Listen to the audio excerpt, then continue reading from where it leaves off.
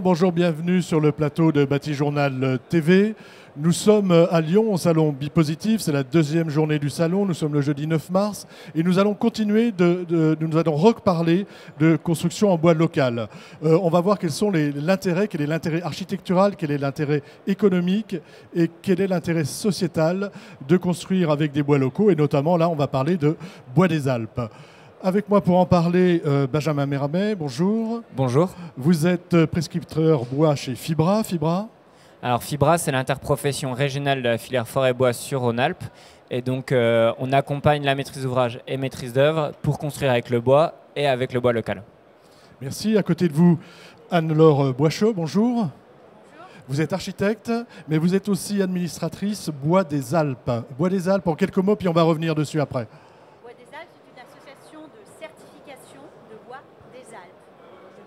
Sujet.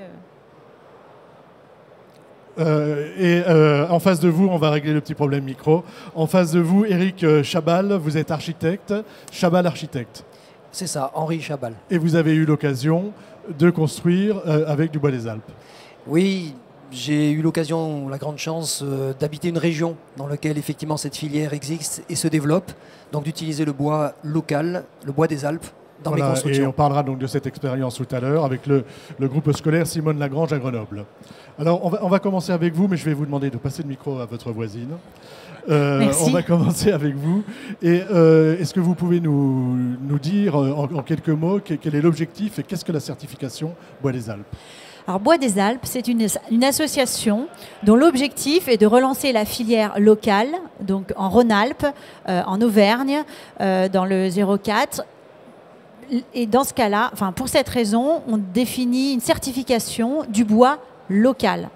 Cette certification, ça consiste en quoi ? Alors ça consiste à définir la qualité des essences de bois locales, c'est-à-dire le mélèze en général, le Douglas, l'épicéa, qui sont des essences qui ont été longtemps sous-évaluées, sous-exploitées, et de leur donner une certification technique qui leur permettra d'être utilisée dans les structures des bâtiments et aussi en façade. Alors, on est d'accord, ce bois a toujours été utilisé, il a toutes les capacités pour le faire. La seule chose, c'est qu'il n'était pas certifié, on ne savait pas trop finalement comment ça fonctionnait. Il était sous-exploité, mal exploité, et l'objectif c'est de lui redonner une nouvelle image et de montrer que tout est possible de faire avec ces essences qui ont une richesse structurelle, je pense que l'architecte Henri Chabal en parlera, assez intéressant pour développer des projets ambitieux et innovants. Alors, oui, monsieur Mermet. Et peut-être aussi, pour généraliser, l'avantage aussi de la certification Bois des Alpes, c'est que c'est une certification COFRAC, donc qui peut être mise dans les marchés publics et donc qui peut être mise dès le programme en fait, d'un marché pour garantir cette localisation du bois. C'est un peu du protectionnisme alors ? C'est pas du protectionnisme, mais le but en fait, c'est pour la maîtrise d'ouvrage de valoriser l'ensemble de la filière. C'est pas avoir qu'un coût et une qualité derrière, mais c'est aussi d'utiliser les entreprises de la filière et de la région et du territoire pour valoriser pour valoriser la construction ensuite et valoriser et les emplois. Voilà, parce que l'idée c'est de créer un environnement économique favorable. Alors, on reviendra à l'économie avec vous. Sur le plan sociétal, quel est l'intérêt de s'intéresser aux bois locaux et de développer ces filières ? Sur le plan sociétal, c'est développer les économies locales, aider les charpentiers, les scieurs à revaliser leur bois et de ce fait à construire des bâtiments, des écoles pour les familles qui habitent les quartiers et relancer l'économie à l'échelle locale et aussi nationale. L'idée, c'est recréer une chaîne virtueuse. Tout à fait. Sur cette chaîne virtueuse, monsieur Mermet, vous avez travaillé à une étude, si j'ai bien compris, d'impact économique sur l'utilisation de ce bois local et du bois des Alpes. Est-ce que vous pouvez nous en dire un peu plus ? Alors tout à fait. En fait, pour promouvoir en fait le bois local et l'utilisation du bois local, on a fait une étude en fait sur différents projets qui avaient été réalisés avec du bois local et on a constaté en fait que pour 1000 m3 de bois utilisé, donc de bois local utilisé dans la construction, donc bois local qui provient du territoire et qui ont été retravaillés localement dans les entreprises locales, on constate en fait qu'on a pour 1000 m3 de bois utilisés 21 emplois générés pendant un an. Et donc, c'est montrer que peut-être le surcoût qu'il pourrait potentiellement avoir sur l'utilisation du bois local, en fait, est récupéré via les emplois locaux générés et donc la filière qui est structurée. Voilà, la structuration de la filière, et puis au niveau local, c'est de l'argent dépensé sur place. Voilà. Et donc, finalement, c'est le fameux cercle vertueux. Tout à fait. Alors, on a vu l'aspect économique. Sur l'aspect environnemental, quel est l'intérêt de développer cette filière ? Sur l'aspect environnemental, donc c'est des constructions, la construction bois en général, hein, c'est une construction sèche, rapide, sans nuisance sonore ni acoustique, avec moindre de déchets au niveau du chantier. Donc on a tout à y gagner de toute façon à l'échelle nationale. Adivbois, d'autres associations lancent le débat aussi. Donc une intégration, surtout dans un environnement qui est Bois des Alpes, dans les petits villages ou les grosses villes, qui s'intègrent parfaitement à l'échelle urbaine. Alors, c'est quelque chose de très local ou c'est quelque chose, finalement, Bois des Alpes, est-ce que vous envisagez de l'exporter, d'aller peut-être à l'étranger, mais aussi, quand je dis l'exporter, de l'envoyer en Bretagne, de l'envoyer dans le Nord? Alors, on est un peu moins local, on développe une filière locale, mais pour aussi, est-ce que ce cercle vertueux économique et social, vous allez l'exporter? Il y a déjà des interprofessions qui existent dans chaque région. Je vais peut-être laisser la parole à Fibra. L'idée de Bois des Alpes, c'est d'avoir quand même une analyse de cycle de vie et d'énergie grise qui soit la plus faible possible. Donc, si on commence à faire une utilisation du bois local et qu'après on l'importe en Bretagne, la cohérence, elle est différente. C'était la notion de local, en fait. Voilà, là, c'est plutôt... Est-ce qu'il est vraiment local ou pas? Voilà, non, on est quand même sur quelque chose de local. Donc, le bois vient d'un massif forestier donc, qui est dans les Alpes. Et après, les entreprises qui vont utiliser ce bois sont aussi dans un certain périmètre. Donc, il n'y a pas n'importe quelle entreprise qui peut être certifiée Bois des Alpes. Donc, il y a quand même une cohérence sur un territoire. Après, il y a d'autres certifications qui sont à même de venir, comme Massif Central, qui va être aussi une certification équivalente à Bois des Alpes, donc aussi certification COFRAC. Mais on reste quand même sur une cohérence. Sur une cohérence locale, voilà. Et sur une cohérence d'économie circulaire. Tout à fait. Vous vouliez ajouter peut-être quelque chose là-dessus ? Oui, enfin, c'est vrai que la démarche est locale Bois des Alpes, mais cette façon de fonctionner fonctionne aussi en PACA ou d'autres régions. C'est-à-dire que l'idée, il y a certains élus ou décideurs locaux qui se disent tiens, j'ai une forêt qui a un potentiel énorme à côté, pourquoi ne pas faire l'école avec ses essences? Voilà, donc il y a eu des démarches comme ça préalables. Il y a eu une démarche, 100 projets, je crois, en bois locaux ou quelque chose comme ça. Prenez votre micro. Oui, c'est la valeur d'exemple aussi qui est intéressante de la démarche. Pour d'autres régions. Pour d'autres régions, c'est exporter la démarche. La démarche cette démarche peut être exportée, tout à fait. Alors, on va aller voir... Oui, vous voulez juste... Et juste, vraiment, pour préciser, l'avantage de Bois des Alpes, c'est vraiment cette certification COFRAC, donc qui garantit que le souhait de la maîtrise d'ouvrage de départ est exécuté dans le projet au final. D'accord. Alors, on va parler d'un projet que vous avez réalisé avec la mairie de Grenoble. On est en cours, qui est en cours de réalisation. C'est le groupe scolaire Simone Lagrange. Mais avant de vous donner la parole, on va passer un petit film qui retrace un petit peu l'histoire de ce projet. Et il y aura l'intervention du maître d'ouvrage donc de la mairie de Grenoble. Donc, on lance le petit film. Tous les approvisionnements en bois massif qui constituent donc la structure des murs ossature bois et toute la partie charpente et panneaux toiture proviennent des forêts qui nous entourent, donc des massifs de Chartreuse, Beldonne et du Vercors. Donc on est vraiment sur des circuits d'approvisionnement et de fabrication hyper courts que permet la filière bois iséroise, et ça c'est vraiment une grande force de notre filière. Alors l'utilisation de l'ossature bois sur ce chantier a été décidée pour deux raisons principales. La première, c'est de renforcer la filière bois mise en place dans notre département et dans notre région. Et la deuxième qualité du bois, c'est paradoxal un petit peu, c'est qu'on construit avec un matériau naturel, comme je l'ai expliqué, mais en même temps que c'est un matériau qui peut revenir à la nature d'une manière naturelle, finalement qui ne polluera pas quand on devra déconstruire ou transformer le bâtiment dans 50, 70, 80, 100 ans. Donc aujourd'hui, on pense aussi bien à construire qu'à déconstruire en même temps. Donc aujourd'hui, ce chantier en est à la fin de sa première phase, c'est-à-dire la construction en béton de tout le soubassement principalement. Donc la deuxième étape qu'on démarre aujourd'hui, c'est effectivement aussi cette charpente de bois qu'on va construire et qui va donc envelopper tout l'étage, qui sera donc terminé dans à peu près 3 mois.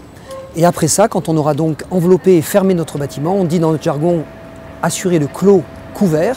Donc on aura nos fenêtres, les toits et les façades. On attaquera donc tout le second œuvre, c'est-à-dire l'aménagement intérieur. Et on terminera donc le chantier autour d'octobre. Mais on aura encore 2 à 3 mois pour réceptionner et faire les aménagements intérieurs. Donc ouvrir le bâtiment au public et aux enfants en janvier.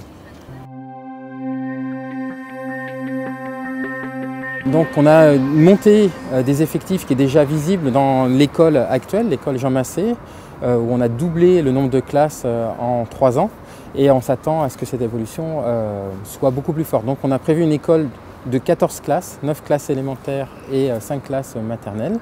Et donc la première nécessité, c'est d'accueillir correctement les enfants qui habitent dans le secteur.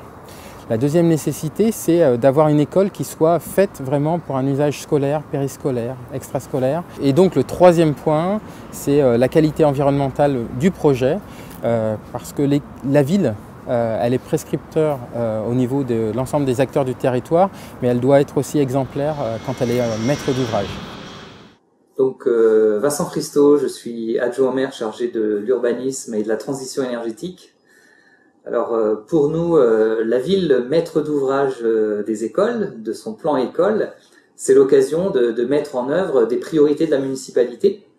Parmi ces priorités, développer les circuits courts économiques, développer aussi les matériaux sains pour la construction et le bois notamment le bois des Alpes, permet justement de répondre à ces préoccupations. Il est donc tout naturel que pour une école, comme l'école Simone Lagrange, eh bien, le choix soit porté sur le bois des Alpes.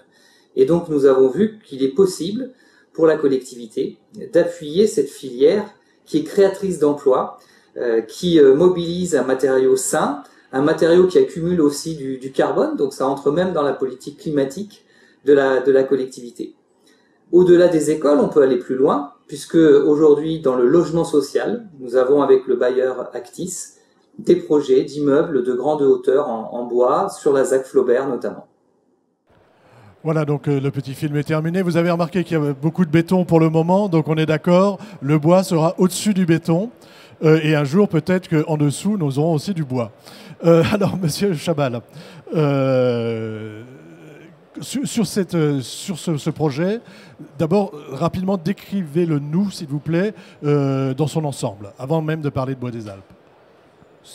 C'est un groupe scolaire qui doit s'insérer dans un milieu urbain assez dense. En tout cas, la parcelle était assez petite, donc c'est une concentration. Il fallait trouver pratiquement autant d'espaces libres qui sont les cours de récréation que d'espaces d'enseignement pour les salles de classe. Donc le projet se compose en 2 strates, on pourrait dire. La strate des maternelles qui est en rez-de-chaussée, qui donne directement sur la cour, et la strate des classes élémentaires qui sont à l'étage et qui sont donc conçues tout en ossature bois et en toiture bois également, végétalisée aussi, puisque le bois permet aussi d'avoir des toitures végétalisées, bien entendu. Et ce choix-là a été fait pour évidemment favoriser la filière locale, comme on en a parlé tout à l'heure. Voilà, c'est pas n'importe quel bois, hein. C'est du bois des Alpes, c'est une marque, c'est ça? Voilà, juste une petite précision par rapport à ce qu'on a dit tout à l'heure. Oui, Bois des Alpes, c'est une marque, on donne une certification, ça permet de donner une garantie à l'entreprise qui a choisi d'être certifiée et au maître d'ouvrage d'être certain que le bois utilisé dans le cadre de son chantier, qui a été dessiné par l'architecte, provient d'une essence Bois des Alpes. Voilà, donc tu veux rajouter vous, c'était excusez-moi, pour vous, c'était quelque chose d'important de partir là-dessus. Alors pour nous, c'était d'abord une demande du maître d'ouvrage très précise. Et ce qui, moi, je trouve très intéressant, c'est que c'est toute la filière que l'on pousse. C'est-à-dire, ça va aussi bien de la forêt dans laquelle on coupe les arbres et on les replante, on les trie. Et l'utilisation du bois est à 100% dans différentes utilisations, dont la construction, dont évidemment la construction. C'est aussi toute la filière avec les scieurs, etc. Enfin, tout ce qui a été dit. Donc ce qui est intéressant, c'est d'utiliser finalement un matériau à 100%. Ça, c'est le premier point. Deuxième point qui, moi, m'intéresse beaucoup, puisque en tant qu'architecte, on est aussi confronté à ça. Comment laisser sur la terre et sur le territoire des bâtiments qui ne pollueront pas, qui ne nuiront pas aux générations à venir et qui ne abîmeront finalement notre territoire porteur. Voilà, c'est ça. L'idée, c'est de minimiser l'impact du bâtiment sur le territoire. Surtout dans sa durée de vie. Oui, c'est ça. C'est-à-dire que dans sa durée de vie, puisqu'on les fait évoluer, et puis aussi, la ville se construit sur la ville, donc dans 50, 70 ans, peut-être ce bâtiment sera démoli pour être reconstruit autre chose. Et à ce moment-là, il est très important de déconstruire nos bâtiments sans laisser de traces et sans nuisance. Et ça, le bois le permet. Le bois est parfait pour ça, puisqu'il demande peu d'énergie, si ce n'est pour le couper, le ramasser, le transporter. Donc ça c'est des filières, c'est des moyens qui se travaillent et qui aujourd'hui dépensent de moins en moins d'énergie. Et puis c'est un matériau qui revient à la terre finalement. Le bois revient à la terre. C'est ce que vous entendez dire dans le petit film. Voilà. Sur cet aspect filière, sur cet aspect utilisé du bois local, déjà je vais vous demander si vous vous souvenez des volumes de bois que vous utilisez, pour quelles utilisations, structures, façades, bardages. Oui, sur ce projet, il y a à peu près 150 à 200 mètres cubes de bois local qui sont utilisés, soit en lamellé-collé, soit en massif. Donc il n'y a pas de problème sur l'utilisation du bois et de sa transformation. Je fais aussi le bois sera visible à l'extérieur parce qu'on n'a pas vu d'image du projet fini. Il sera à la fois visible à l'extérieur en rez-de-chaussée sur ce projet, sur des zones qui seront protégées. Parce que le bois noircit, se grise, vieillit, se patine dans le temps au contact du soleil et de l'eau. Donc, cette patine n'est pas toujours bien vécue. Elle n'est pas toujours surtout bien vécue. Par des élus. En milieu urbain, tout à fait. Mais c'est vrai que cette esthétique-là va évoluer forcément, comme dans toutes les périodes. Donc on est en une période de transition. C'est aussi sur ce projet, c'est aussi pourquoi il y a en fait deux matériaux principaux, puisqu'on est dans une grande période de transition. J'ai fait des gymnases 100% en bois, bien entendu, puisque c'est. On est sur un projet mixte bois-béton. On est mixte bois-béton, mais il n'y a pas de. Enfin, nous, en tant qu'architectes, l'intérêt du bois, c'est de le mettre à sa juste place, au bon endroit, dans les bonnes quantités. Madame Bois, oui, comme vous parliez chiffres, voilà, je voulais juste rajouter quelques chiffres clés. Donc, il y a 44 projets qui ont été réalisés en bois des Alpes. Il y en a 42, et 44 qui sont en étude. 5000 mètres cubes de bois des Alpes en 2016. Et il y a énormément de projets qui sont à ce jour en cours de conception et de réalisation. Juste parce que vous parliez de chiffres, donc c'est pour se rendre compte de l'ampleur. De l'ampleur à l'échelle locale. Vous vouliez ajouter quelque chose, Monsieur Mermet ? Et c'est vrai que par rapport à cette garantie, l'avantage vraiment de cette certification, c'est d'avoir une garantie à 100% que la grume qui sera sortie de la forêt des Alpes sera bien la même grume qui sera dans la construction. On a vraiment cette différence-là. Il y a une forme de traçabilité. Voilà, il y a une traçabilité à 100%. Alors, oui, pour ajouter sur le bois, ça s'inscrit dans une démarche. Une démarche, c'est d'abord d'avoir aussi des espaces sains et des espaces qui vont favoriser la qualité de l'air. Puisqu'aujourd'hui, on se pose vraiment cette question de la pollution de l'air. Donc le bois à l'intérieur, utilisé comme structure ou comme parement aussi intérieur, qui souvent est utilisé comme protection d'isolant acoustique pour le confort de l'usager à l'intérieur des espaces, eh bien, contribue à l'apaisement un petit peu. Il y a un côté confortable, apaisant du bois à l'intérieur. Et puis apaisant sur le plan de la santé surtout aussi, puisqu'il y a des études très précises qui ont été faites en particulier par les Autrichiens ou les Allemands, qui montrent et qui démontrent qu'en fait on est beaucoup plus apaisé, beaucoup plus tranquille dans un environnement en bois que dans un environnement avec des plaques de plâtre ou du béton. D'accord, donc c'est plus confortable. Alors on arrive un petit peu à la fin de notre échange. Je vais vous demander à chacun une petite conclusion. On va commencer par vous, monsieur, faire une petite conclusion ou peut-être rajouter quelque chose à ce que vous vouliez nous dire ici. Notamment, moi je voulais voir l'aspect, comment vous avez collaboré éventuellement avec le scieur, l'entreprise. Est-ce que vous êtes allé jusqu'à... Parce que j'ai déjà eu à m'intéresser à des projets en bois local et je sais que certains architectes vont jusque dans la forêt voir les grumes qu'ils auront sur leur bâtiment. Est-ce que vous allez jusque-là ? Alors, je n'ai pas fait parce que c'était du bois des Alpes, donc j'étais sûr que c'était bon. Par contre, je me suis beaucoup intéressé à la préfabrication. Le bois permet, comme le disait... Est-ce qu'on peut citer l'entreprise qui a... Oui, c'est l'entreprise SDCC, qui était dans le petit film tout à l'heure, et qui travaille beaucoup sur nos plans pour préfabriquer eux-mêmes leurs éléments de façade, leurs éléments de toiture, leurs éléments de structure. Et comme le disait Anne-Laure tout à l'heure, effectivement, ça permet d'avoir un chantier propre, un chantier rapide, efficace, et en milieu urbain, c'est très, très significatif et très intéressant. Et très important. Une petite conclusion, s'il vous plaît, Madame Boisseau. Une petite conclusion. Donc, Bois des Alpes, on peut dire qu'à l'échelle locale, c'est gagnant-gagnant pour tout le monde, autant pour les utilisateurs et les personnes qui vont habiter ces lieux ou utiliser ces lieux. Et je crois que dans la mesure du possible, si le sujet s'y prête en centre-ville, construire en bois une des meilleures solutions pour le bien-être de tous. Vous défendez hein, en tant qu'architecte cette fois-ci. Si Ah je ben pose bien la sûr. question à l'architecte, En tant qu'architecte, oui. vous êtes vraiment, vous c'est votre C'est ma agence est spécialité. connue et c'est votre spécialité. J'ai fait une pour ça. formation à l'ENSTIB, à l'école Et pourquoi d'Épinal. cet intérêt pour la construction bois, enfin, qu'est-ce qu'elle apporte pour vous En tant qu'architecte, en tant qu'architecte? Ce qui est assez passionnant et fascinant, c'est de travailler, enfin moi j'aime pas, je vais pas jusqu'à la forêt, mais c'est de travailler, de discuter avec les charpentiers dès la phase de conception du dessin, d'échanger avec des ingénieurs bois. Et je trouve que c'est une démarche qui est beaucoup plus enrichissante pour nous. Il y a un vrai travail d'équipe pour faire un bon projet en bois. Nous, architectes, on ne peut pas dessiner tout seul ces éléments, Voilà, même si j'ai fait une formation d'ingénierie. Tout à fait. Suivant l'essence que je vais utiliser, je ne pourrais pas dessiner la section de bois de la même manière que si j'utilisais une autre essence. Donc il y a un vrai travail de précision et d'esthétisme qui est assez passionnant. Ouais, je vais juste rajouter. Le dernier mot, oui, parce qu'on a déjà bien débordé. Ouais, sur l'esthétisme du bois, effectivement, selon comment on le pose, horizontal, vertical, il vieillira différemment. Donc il y a aussi toute une évolution certainement de l'esthétique de l'utilisation du bois en façade. Voilà, c'est ça. En façade, on va s'habituer au grisement, c'est ça que vous êtes en train de dire. Grisement et autres effets, certainement que le bois et les veines du bois vont marquer et vont exprimer en façade. Toute petite conclusion. Alors, une toute petite conclusion, c'est vraiment voilà, la certification Bois des Alpes, c'est l'avantage d'avoir un circuit court et d'avoir une garantie pour la maîtrise d'ouvrage et aussi d'avoir un impact écologique et économique qui soit vraiment garanti et voilà, l'impact écologique le plus faible possible et un retour sur investissement qui soit vraiment concret. Merci beaucoup d'avoir fait. Désolé, on arrive vraiment à la fin. Merci. D'avoir participé à cette émission de Bâti Journal TV. On parlait donc bois local et je vous invite à aller retrouver l'ensemble de l'enregistrement sur Bâti Journal TV, sur le site de Bipositive, où vous pourrez réécouter tout ce qu'on s'est dit. Merci beaucoup à vous.